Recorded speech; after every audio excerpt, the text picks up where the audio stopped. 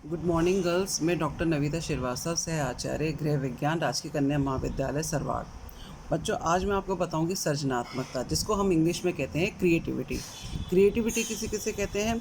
वह चीज़ होती है जो कि मानव के क्रियाकलापों और निष्पत्ति के लिए आवश्यक होती है। हर बच्चे में क्रिएटिविटी होती है, सर्जनात्मकता होती है, लेकिन वो जो हमारे इनबॉर्न टैलेंट्स होते हैं, जो हर बच्चे में हम जीवन लेके आते हैं अपने पैदा होने पे, उनको निखार लाने के लिए हमें वैसे वातावरण की आवश्यकता होती है। और इसका अर्थ वैज्ञानिक या कलात्मक सर्जन से नहीं है कि हम हर बच्चे में, लेकिन ये समाज में कार्य करने वाले प्रत्येक व्यक्ति में क्रिएटिविटी पाई जाती है। आप चाहे देखो, जैसे बड़ा ही होता है तो लकड़ी से कोई कलात्मक वस्तु बनाता है। क्या कहते हैं, कुम्हार होता है, वो एक ही चाक से चाहे तो वो कुल्हड़ भी बना लेता है, दिए भी बना लेता है, मटका भी बना लेता है, सुराही भी बना लेता है। तो ये एक तरह से उसमें सृजनात्मकता होती है। कवि कविता लिखकर, कहानीकार कहानी लिखकर, गीतकार गीत लिखकर, ये सब जो भी उनमें इनबॉर्न टैलेंट्स होते हैं उनका निखार लाते हैं, और जिसको कि हम सृजनात्मकता कहते हैं। और ये प्रत्येक व्यक्ति में होती है। सिर्फ वो होता है, संभावना ये रहती है कि उनका विकास होना आवश्यक है। जब हमें ऐसा माहौल मिलेगा, हमें ऐसा वातावरण मिलेगा, तो हम अपने आप ही हमारे में इन सब चीज़ों का निखार आएगा। तो ये एक तरह से सृजनात्मकता को हम इंग्लिश में, मैंने पहले भी कहा था, हम इसको क्रिएटिविटी कहते हैं। अब परिभाषाएँ बताती हूँ। स्टेन ने कहा है, जब किसी कार्य का परिणाम नवीन हो, क्रिएटिविटी होती है। ये नहीं कि मैंने 4 चीज़ें इकट्ठी कर दी और ये मेरी क्रिएटिविटी हो गई, मेरी सृजनात्मकता नहीं। नहीं, जो भी क्रिएटिविटी होती है उसका कोई परिणाम होना चाहिए, कोई भी परिणाम होना चाहिए, नवीन हो, जो किसी समूह से द्वारा उपयोगी और मान्य हो, यह कार्य सृजनात्मकता कहलाती है। अगर मैंने उसका देख के, किसी चीज़ को देख के, जैसे अपन कहते हैं मैंने कॉपी कर लिया, कॉपी करना नकल होती है। लेकिन अगर उसमें 2-3 चीज़ें मैंने ऐड कर ली और उसको नया स्वरूप दे दिया, तो वो मेरी सृजनात्मकता कहलाती है। जैसे मैंने एक फ्लावर वॉस बिल्कुल पेंट करा, उसको बिल्कुल वैसा का वैसा मैंने उसको ड्रॉ करा, लेकिन अगर उसमें ड्राइंग में मैंने उसमें थोड़ा सा उसमें चेंज करा, जैसे मैंने उसको फ्लावर वॉस के अंदर फ्लावर्स लगा दिए, डिफरेंट कलर्स के लगा दिए, पत्तियां बना दी, तो ये सब चीज़ें तब ये कहलाएगी मेरी क्रिएटिविटी, कि मैंने इसमें कुछ चेंज करा और जो कि अच्छा लगा, जो कि मान्य होता है। ये नहीं कि मैंने कोई 4 चीज़ें इकट्ठी कर ली और मैंने कहा ये तो ये हो गया, ये सृजनात्मकता, जिसका कि कोई उपयोगिता नहीं हो। जो भी चीज़ हो उसकी उपयोगिता होना आवश्यक है। इसी प्रकार से सीवी गुड ने कहा है कि सृजनात्मकता वह विचार है जो किसी समूह में सातत्य का निर्माण करता है। जैसे इसके अंदर सृजनात्मकता के कारण पहले मौलिकता होनी चाहिए, ओरिजिनलिटी होनी चाहिए। ये नहीं कि मैंने पहले भी कहा, नकल नहीं होनी चाहिए, इसमें अपनी ओरिजिनलिटी होनी चाहिए, अनुकूलता होनी चाहिए, लोच होना चाहिए, और तार्किक विकास की भी योग्यता होनी चाहिए। हम तर्क कर सकते हैं, नहीं ये ऐसा नहीं, ऐसा होता है, नहीं ऐसा नहीं, मैंने ये इसलिए ऐसे किया है। मतलब हम में तार्किक, कोई हमसे पूछता तो हम उसका तर्क वितर्क कर सकते हैं। आइजनेक ने कहा है, सृजनात्मकता वह योग्यता है जिसके द्वारा नए संबंधों का ज्ञान होता है, जिसके द्वारा हमें नए संबंधों का ज्ञान होता है। अगर इन परिभाषाओं पर अगर हम विचार करते हैं, तो हम ये देखते हैं कि सृजनात्मक कार्य उपयोगी होना चाहिए, उपयोगी होना चाहिए। दूसरी चीज़, इस कार्य को समाज से मान्यता मिलनी चाहिए। और सृजनात्मक कार्य में 2 या 2 से अधिक वस्तुओं के संयोग से भी हम नवीनता उत्पन्न कर सकते हैं। जैसे मैंने कहा, कोई भी 2 चीज़ों को मिला के भी हम कोई नई उपयोगिता, जैसे मैंने आटे की छन्नी ली, आटे की छन्नी से मैंने छान के उसमें रंगोली बनाई अपनी, तो वो मेरी उपयोगिता हुई, वो उसकी उपयोगिता होती है। और 2 चीज़ों का संयोग कर सकते हैं हम, और उसके द्वारा हम सृजनात्मकता करते हैं, और सृजनात्मकता से हमारी प्रतिभा का भी विकास होता है। और अगर हम इन सतत तत्वों को देखते हैं, तो हम देखते हैं कि सृजनात्मकता को नए ढंग से प्रस्तुत करने, सोचने, बनाने की प्रक्रिया को ही हम सृजनात्मकता कहते हैं। और ये हमारे जीवन में, रोज़मर्रा के जीवन में पाई जाती है, और हम रोज़ जाने अनजाने में हम सृजनात्मकता करते हैं, लेकिन हम उसको पहचान नहीं पाते हैं। तो इसलिए सृजनात्मकता को भी अपने पहचान बनाई जानी बहुत आवश्यक है, क्योंकि लेखक हुआ, चाहे चित्रकार हुआ, कवि हुआ, विद्वान हुआ, अभिनेता, इन सभी में सृजनात्मकशीलता पाई जाती है और ये सार्वभौम प्रवृत्ति है जो कि हर मानव जीवन में पाई जाती है। और अगर हमें वातावरण इस युग के अनुसार विकास के लिए अनुकूल होता है तो हमारी ये जो क्षमताएं होती हैं इनका हम विकास होता है, मौलिक विकास हो जाता है। अब भारत में तो ऐसे हज़ार छात्र हैं जिनमें ये सब चीज़ें निहित होती हैं, लेकिन सबसे कमी क्या होती है कि हम उन प्रतिभाओं को पहचान नहीं पाते हैं और वो प्रतिभाएं अविकसित रह जाती हैं और उनसे राष्ट्र को हानि भी होती है।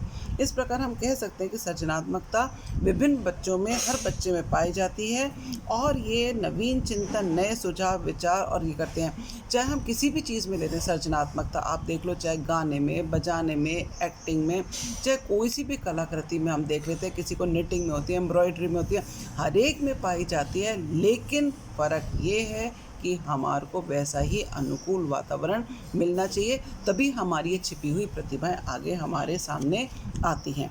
अब आप देखो, बालपन में जो बच्चों में सृजनात्मक क्रियाएं पाई जाती हैं वो बच्चों में समस्याएं भी होती हैं, दोष भी होते हैं, लेकिन योग्यताएं भी अधिक होती हैं। हर बच्चे में समस्याएं हैं, दोष हैं, योग्यताएं। मेधावी बालक जो होते हैं वो चाहते हैं हम सब बच्चों से आगे बढ़ें और हर एक में होती हैं। और जो मैं प्रतिभाएं अब बता रही हूँ जो कि हर बच्चे में पाई जाती है उसमें है सृजनात्मक। सबसे पहला है जो सृजनात्मक क्रियाएँ। सृजनात्मक बालक हमेशा नए विचारों पर चिंतन करते हैं, मौलिक लेख लिखते हैं, कविता लिखते हैं, गीत लिखते हैं, इनकी रचना करते हैं और उन अपने विचारों, वस्तुओं को इनके अनुसार अपना एक नया स्वरूप देते हैं। हर एक बच्चे में होती है, कईयों को उसमें रुचि होती है तो वो अपनी सृजनात्मक क्रियाएँ, कविता, लेख आदि लिख के करते हैं। कईयों में बौद्धिक क्रियाएँ, कईयों का दिमाग तेज़ होता है, वो बौद्धिक क्रियाएँ करते हैं, तर्क, शीघ्रता से, आसानी से सुलझा लेना। जैसे किसी, सपोज़ करो, मैं तुम्हें एक एग्जांपल देती हूँ, किसी मैथ्स के टीचर ने एक सूत्र दिया कि तुम इसके अनुसार ऐसे तुम करो। कोई बच्चा का जो होगा, जो तर्क वितर्क और जिसकी बौद्धिक क्रिया तेज़ होगी, वो कहेगा मैडम अगर इसको ऐसे नहीं ऐसे कर लें तो आंसर जल्दी आ जाएगा। क्यों? क्योंकि बच्चे में चिंतन, तर्क करने की बिल्कुल स्थिति होती है और बच्चा समझ लेता है कि ये है और वो कक्षा में आगे से आगे बढ़ने की कोशिश करता है। तो वो इन सब चीज़ों पे करता है, पुस्तकों का अध्ययन करता है, कठिन मानसिक कार्य करता है, एकाग्रता होती है, तत्परता होती है, रुचियाँ होती हैं और अनेक प्रश्न करने की इच्छा होती है। तो वो इस प्रकार से बौद्धिक क्रियाओं में आगे बढ़ता जाता है। कई बच्चों में वैज्ञानिक क्रियाएं होती हैं। वो जैसे अपन देखते हैं स्कूल्स में मॉडल्स बनवाते हैं, साइंस में मॉडल्स बनवाते हैं, लेकिन हर बच्चे का अलग अलग मॉडल होता है। क्यों? क्योंकि वो चाहता है, टीचर्स चाहते हैं कि बच्चे में जितने भी इनबॉर्न टैलेंट्स हैं, जो भी वो लेके आया है, उनका विकास हो। वो बच्चे कहते हैं तुम अपने हिसाब से बनाओ, अपने हिसाब से टॉपिक ले लो, जो तुम्हें करना है तुम करो, लेकिन मुझे एक मॉडल चाहिए, मॉडल की थीम होनी चाहिए। जैसे हम कहते हैं, जैसे कि जल का संग्रहण करना, जैसे जल के द्वारा वाष्प का बनाना, ये सारी चीज़ें जो होती हैं, ये सारी चीज़ें टीचर्स चाहते हैं कि आप ऐसा करो और हम चाहते हैं कि ये सब चीज़ें निकलें। तो बच्चों को ऐसे मॉडल्स देते हैं कि वो बच्चे बनाते हैं और बच्चे अपना जो भी ज्ञान होता है, अपने जितने इनबॉर्न टैलेंट्स हैं, उनका निखार इसके द्वारा लाते हैं। कईयों में कलात्मक क्रियाएं थे। कई बच्चे के तो छुट्टियों में जैसे ड्राइंग बना ली, पेंटिंग बना ली, मिट्टी से कोई बना लिया, कुछ भी बना लिया, ब्लॉक से बना लिया, लकड़ी के कुछ बना लिए, कोई भी कलाकृति बनाते हैं। ये सब भी चीज़ें जो होती हैं, ये भी, इसको हम वेस्ट नहीं कहते हैं, ये हमारी सृजनात्मकता होती है। हमने कोई अनुभव किया और हमारे में जो अनुभूति होती है कला के प्रति, हम उसका उजागर करते हैं अपने इन माध्यमों के द्वारा। फिर नेतृत्व, कई लोगों में होते हैं नेतृत्व की योग्यता, जैसे आगे बढ़ना, किसी के हेल्प कर देना, निर्णय लेने में, कार्यों में उत्साह करना, किसी पद को चुनकर जाना और किसी समूह का नेतृत्व करना, विचारों और सुझावों के लिए पूछा जाना। मतलब वो आगे बढ़ने की, नेतृत्व की इच्छा रहती है कि मैं आगे बढ़ूँ, मैं ये करूँ और वो करूँ। कई बच्चों में लेखन क्रिया बहुत होती है। कई बच्चों में अपनी लेखन क्रिया होती है, वो अपने द्वारा कहानी बनाते हैं, कोई कविता बना लेता है, कोई कॉमिक्स का क्या कहते हैं, पिक्चर्स के द्वारा कॉमिक्स बना लेता है, ड्राइंग कर लेता है, उसके द्वारा अपने क्या कहते हैं कहानी बना लेता है। तो ये सब चीज़ें, कविता बनाना, विचार आदि, जो लिखने का शौक़ होता है, वो इसके द्वारा संगठित, अपने विचारों को संगठित करके और उनको आगे प्रस्तुत करते हैं और किसी भी जीवन चरित्र को लेखन द्वारा सजीव रूप दे देते हैं, चाहे वो कोई भी हो, उसका जीवन स्वरूप आगे करते हैं। फिर कई बच्चों में संगीत का और अभिनय की क्रिया होती है। कुछ बालकों में संगीत के प्रति बहुत रुझान होता है, जैसे गायन हो, वादन हो, कोई भी चीज़ होती है, वाद्य यंत्र बजाना, ये करना, इन सब चीज़ों में बच्चे की रुचि होती है, तो वो उसके प्रति। आपने देखा होगा कई बच्चों के पास वाद्य यंत्र नहीं होता, लेकिन वो टेबल बजा के बहुत अच्छा म्यूज़िक देते हैं, कोई मटका बजा के अच्छी रुचि देता है। तो ज़रूरी नहीं है कि हम ये मान के चलें कि मेरे पास ये चीज़ नहीं है तो मैं ये नहीं कर सकती, लेकिन ये सब चीज़ें ना होते हुए भी बच्चे में अगर उसमें कलात्मकता, उसमें अगर सृजनात्मकता होगी, वो किसी ना किसी रूप में वो अपने उस चीज़ को दिखाता है। कुछ बच्चों में अभिनय की क्रिया होती है, वो स्कूल्स में हर नाटक में होते हैं, किसी में मोनो एक्टिंग में वो हमेशा आगे बढ़ते हैं, क्यों? क्योंकि उनको अभिनय का बहुत शौक होता है और वो चेहरे और शारीरिक हाव भाव से शीघ्रता से परिवर्तन कर देते हैं, अपने स्तर में कर देते हैं और वो किसी भी रूप की नकल करने में होशियार रहते हैं। इससे उनको संतोष और आनंद का अनुभव होता है। मौलिक नाटक लिख लेते हैं, कई लोग अपनी कहानियाँ लिख लेते हैं, उनका चरित्र चित्रण कर लेते हैं। तो इस प्रकार हमारे में बच्चों में प्रतिभा का ज्ञान बालपन से ही पता लग जाता है कि बच्चे का रुझान क्या रहेगा, और अध्यापकों का भी ये दायित्व होता है कि बालकों की वो सृजनात्मक प्रतिभा की वृद्धि में आगे बढ़ें।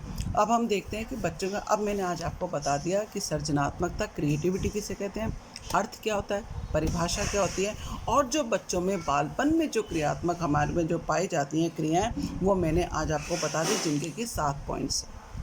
अब नेक्स्ट अपन कल क्लास में पढ़ेंगे।